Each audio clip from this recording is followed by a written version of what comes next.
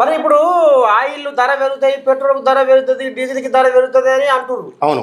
మరి యుద్ధాల వల్ల మరి రేపు మన కాడ కూడా మరి ఏమైనా పెరిగే అవకాశం ఉందంటవా? ప్రపంచవ్యాప్తంగా చాలా దేశాల్లో ఎఫెక్ట్ పడే అవకాశాలు ఉంటుంది. క్రూడ్ ఆయిల్ అనేది రష్యాలో, ఇటు వచ్చేసి ఈ కంట్రీస్ యుఏఈ కంట్రీస్లలో దాదాపుగా ఈ క్రూడ్ ఆయిల్ నిల్వలు ఎక్కడ ఉంటాయి, అక్కడి నుంచే మనకు క్రూడ్ ఆయిల్ వస్తుంది.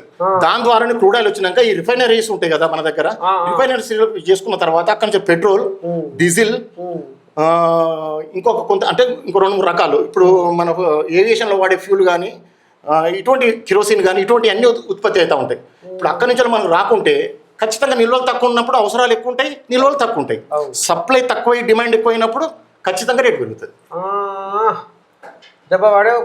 ఇప్పుడు దాదాపుగా ఒక బ్యారెల్ వచ్చేసి ఒక బ్యారెల్ అంటే సుమారుగా 159 లీటర్లు అంటాం మనం.